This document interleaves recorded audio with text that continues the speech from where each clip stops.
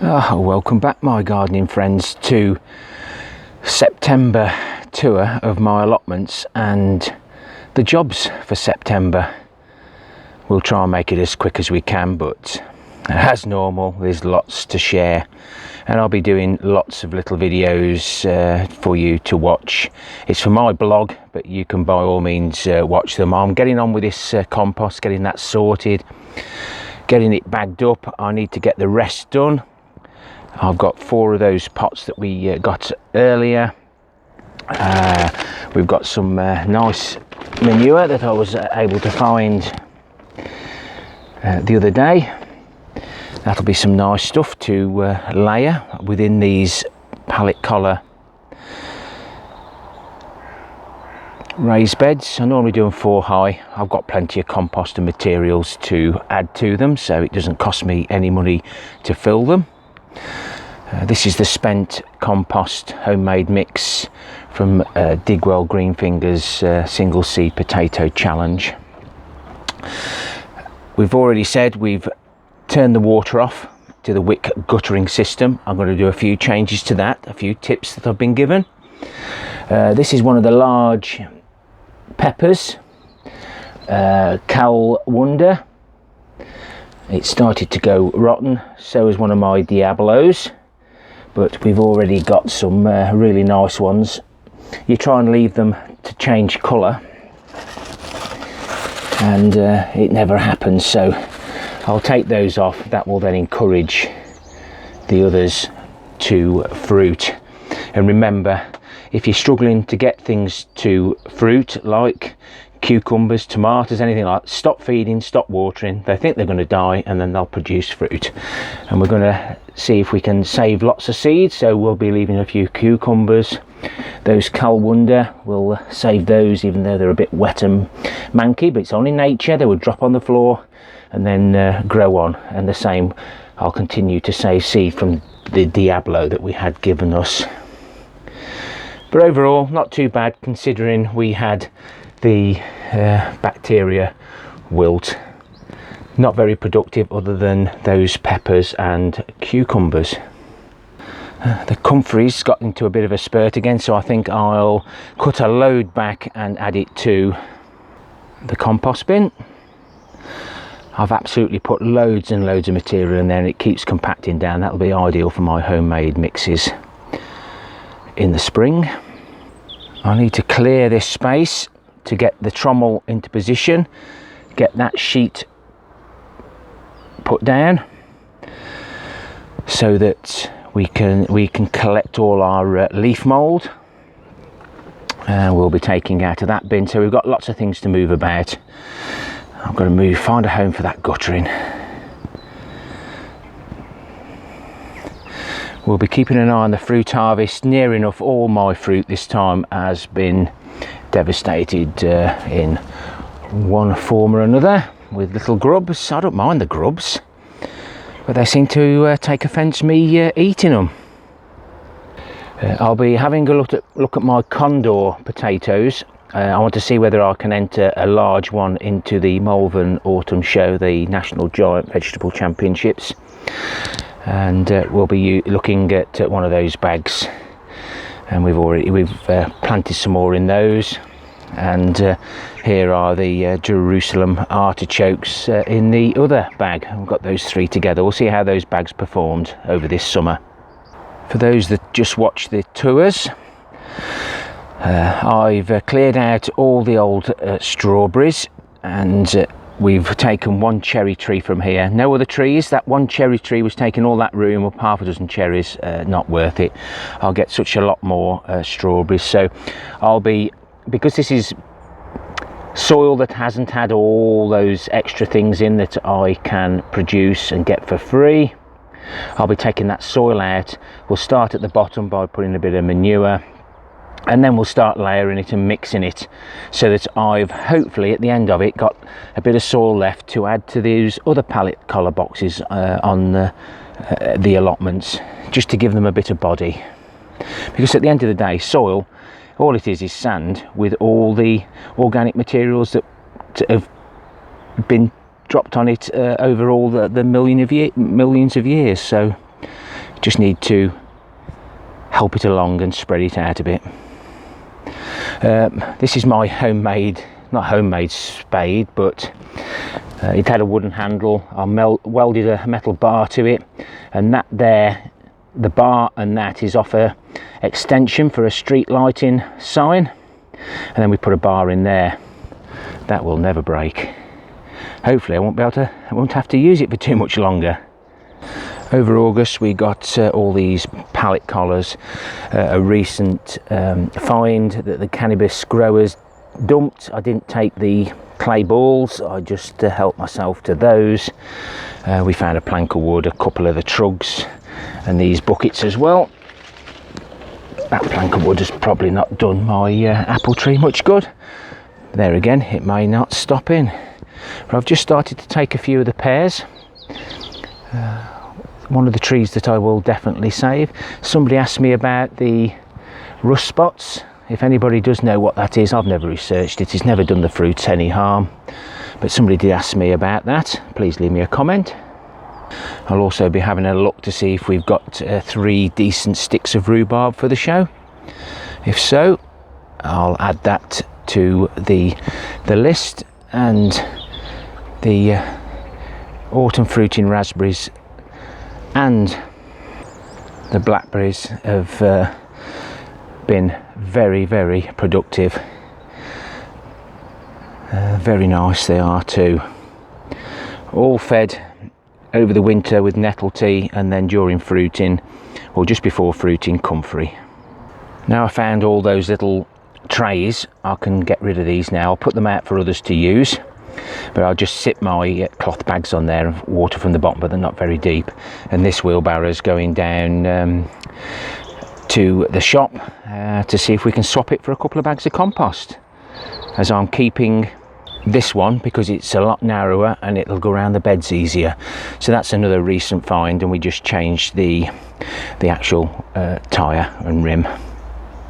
My giant cabbages have survived. I think we haven't had any sunshine now for about 3 weeks, and I think that's probably helped some of these cabbages. So we haven't had any rain for a while. I have started feeding again, and this cabbage, which I've got my hopes on, it's split a little bit but it's not exploded, so we'll continue feeding and watering that now, and hopefully the pups will grow rapidly and get me a reasonable weight, and hopefully beating my my personal best. I think it was about 16 point something kilos. I've been very lax this season. I normally keep that edged up nicely to stop the weeds getting in, but things don't always go to plan. The blueberries, we haven't had any. The birds have enjoyed those. I do need to get the supports in there, and in the middle of the screen there you can see lots of weeds, and they're going to drop the seeds, so 7 years of weeds to come. Square foot gardening, can't grumble again.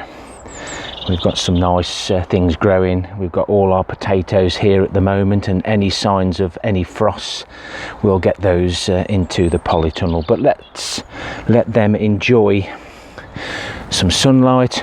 The radishes,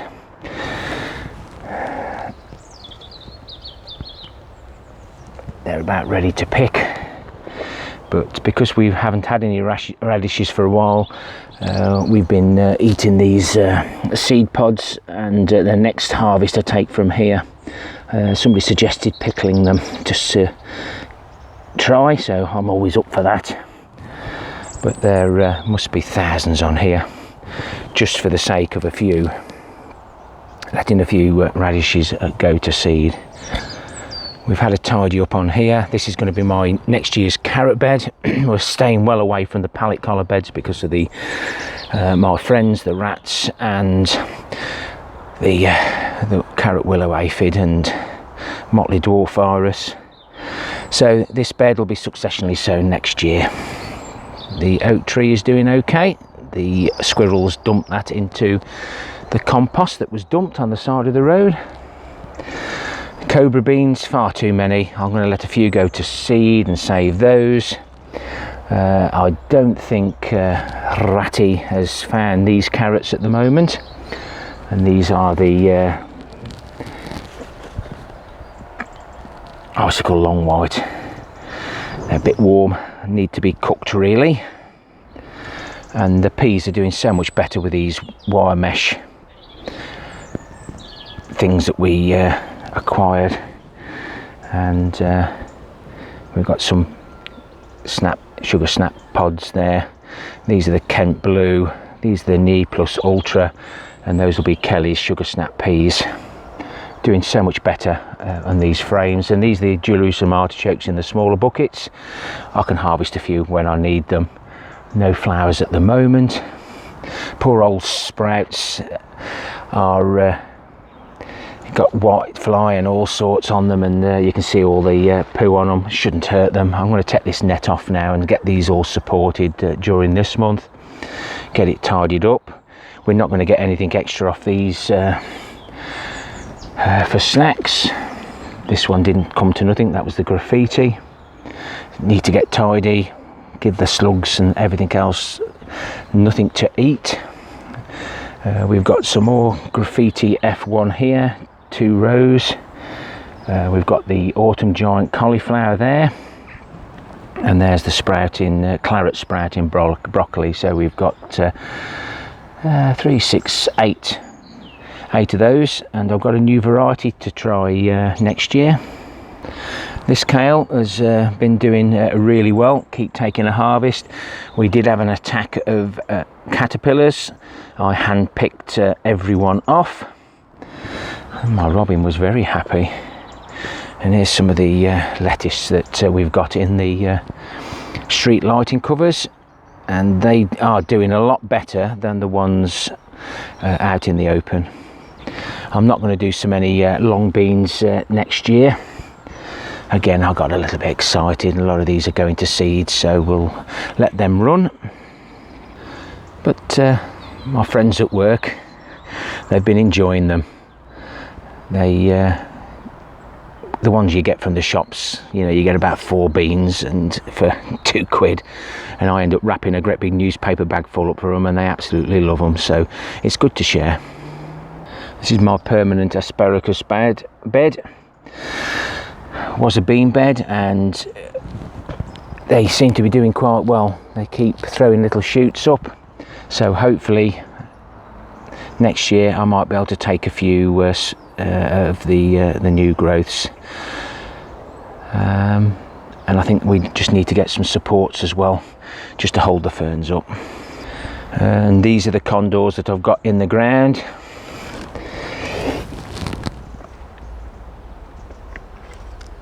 I think that might be rot more than blight. No, I might be wrong. I need to pull those haulms out.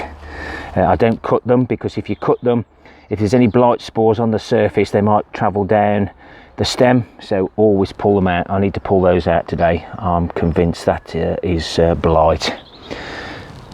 Must get it before they go down the stems, else it'll make your potatoes go all black. In the month of July, we changed what I'm doing. I've put the 2 barrels there now at the same height as everything else, move this over, so we're going to gain quite a bit of space once this parsnip bed is empty, as he backs out, and then we'll have space here for some more blue barrels. So instead of fetching the water from here to go down the plot, I'll take 2 or 3 more paces, and that'll save me the time of pumping water from the top of the plot down to here and watching the fill. It's so much easier to let them fill by themselves using the siphoning system all the way around the polytunnel. Another sowing of peas. I like this, I do like this. I've been using some surplus string, not cable ties, so I can reuse things a few more times. Ratty didn't get any more carrots, but by gum, some of the ones that he didn't get were absolutely lovely, and would have graced any show. But we had to get them out, and hopefully over the winter he will get very hungry, or they will get very hungry, and hopefully they'll enjoy what I've put on the dinner table for them. They love peanut butter. I'm just filling up a tank up the top. That's the same bit of kit I use for watering my vertical garden. I've just checked. Just going to turn that off now, and I've just got to take it out, else it'll gravity feed straight back into this tank again. My long roots haven't reached the bottom.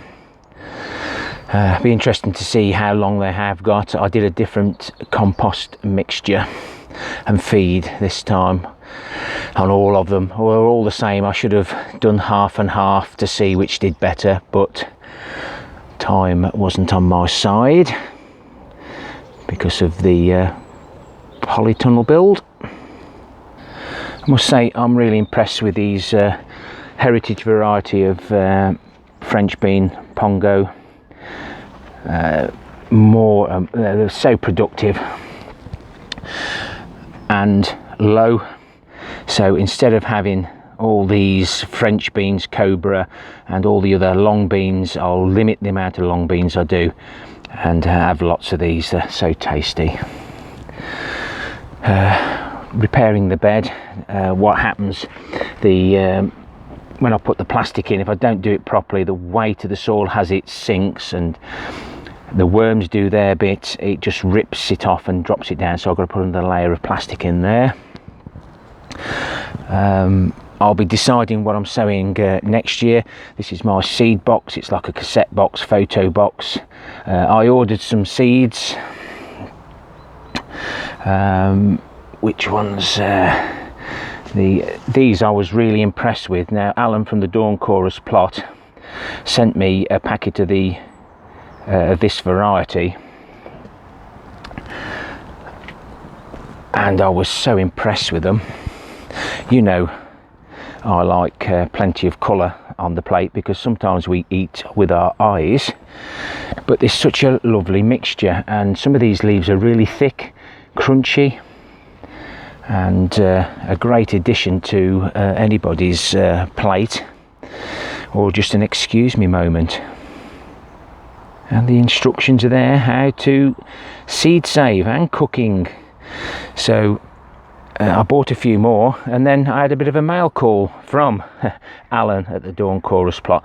He's not doing videos at the moment, but he's got lots and lots of videos there that may interest you. So where you see at the Dawn Chorus Plot, just press that and takes you to his channel, and I'll be having a look at the seeds that he's sent me. I'll be looking at those because I was planning, I try and use seeds that I've got until they've completely out, whether they're in date or not.